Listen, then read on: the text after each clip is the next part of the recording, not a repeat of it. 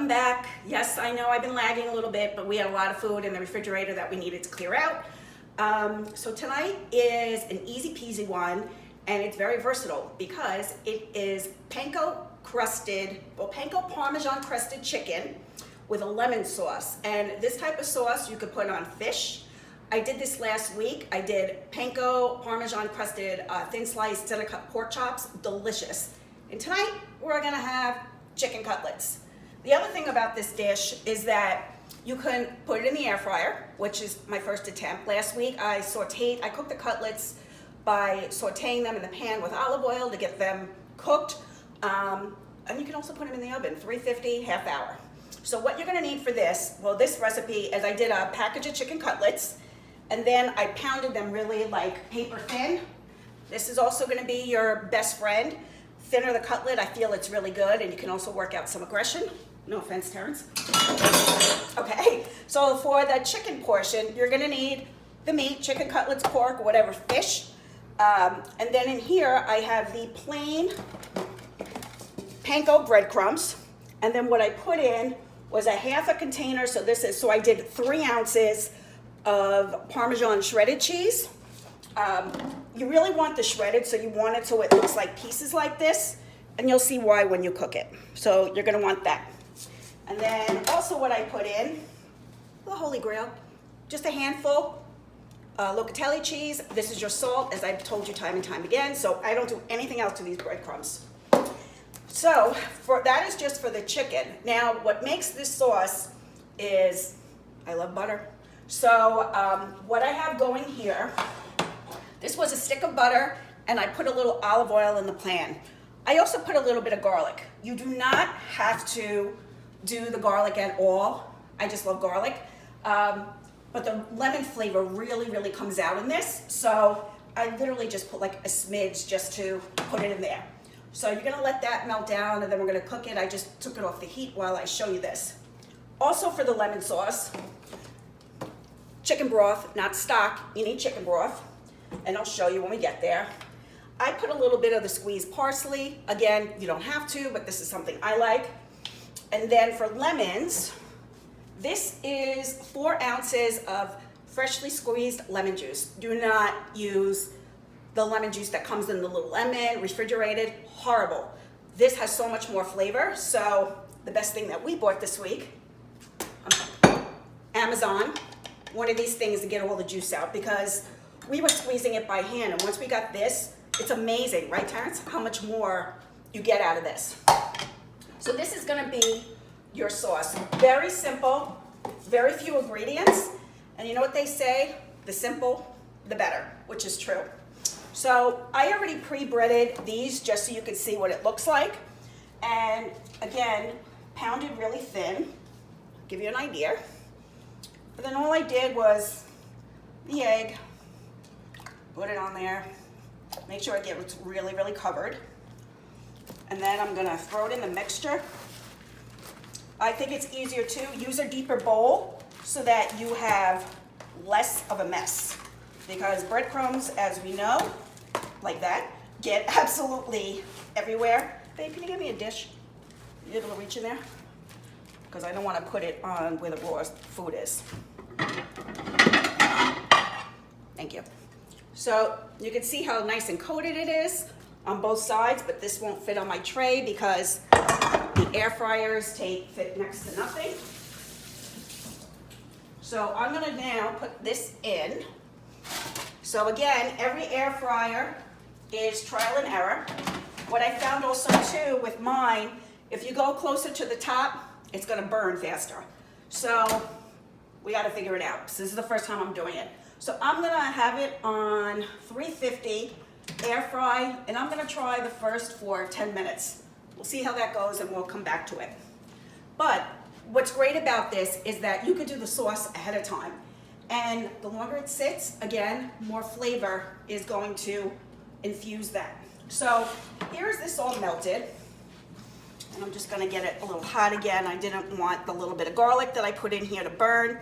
And again, this is 1 stick of butter. And I just did a little coat of olive oil in the pan. Again, don't burn the garlic because it gets bitter. And then I love these. They're just squeezed fresh parsley. So I'm just gonna put a little bit in there. Again, it's all to taste. A lot of you know that I'm kind of a little bit of this, a little bit of that cook, because I just feel like anything can be adjusted to what, you know, your likes and dislikes are. So that's starting to bubble up a little bit. And then what I'm gonna do, you got pits in there?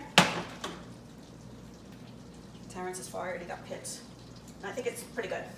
So as this is, come in close a bit, because I want them to see the inside. You can see how this is nicely bubbling up. I'm gonna put the lemon juice in there. And we're gonna let that just incorporate a little bit with the flavor.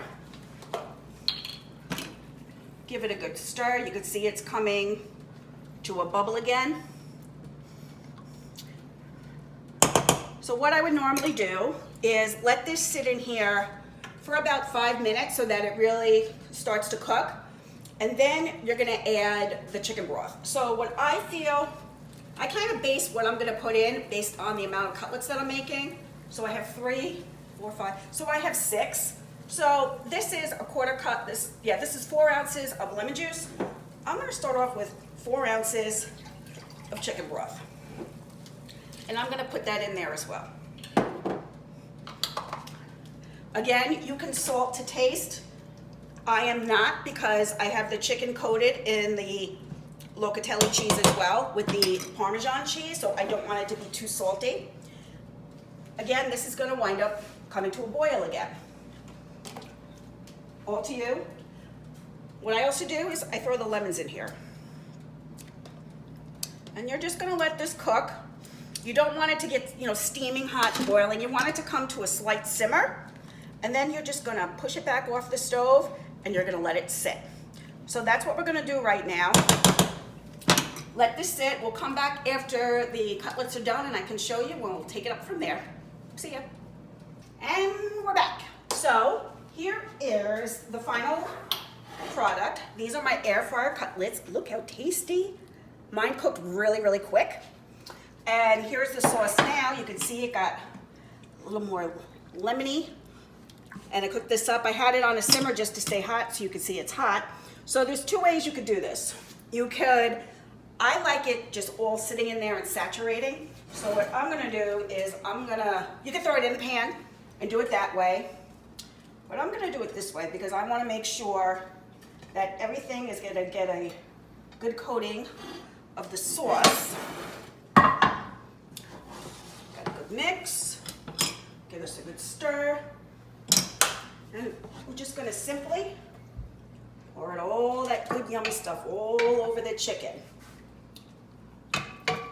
Lemons and all. Now, we are going to, so just get it all in there because you want to make sure that every part of it gets the coating. I will tell you that when we had the reheated pork chops, so good. Normally, you know, you would think, oh, it's a breaded pork chop reheated. The lemon flavor the next day was just like out of this world. So I'm gonna get this all soaked in right here. Now, I'm gonna try it. Honey, give me a knife. We'll try this now. I'll take a little bite.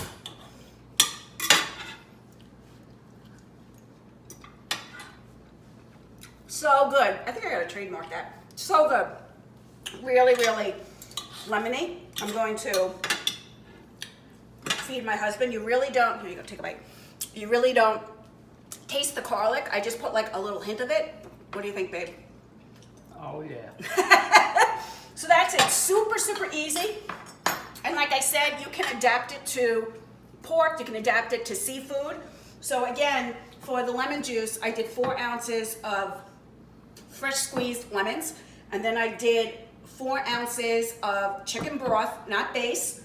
And then I just sliced up another lemon, and that's it, and the butter. So unfortunately, it is a stick of butter. You could probably do half a stick. I went for the whole stick. We're home, what the hell? But really easy and really good. So thanks for watching. I will come back again. I promise not as long as last time. And manja.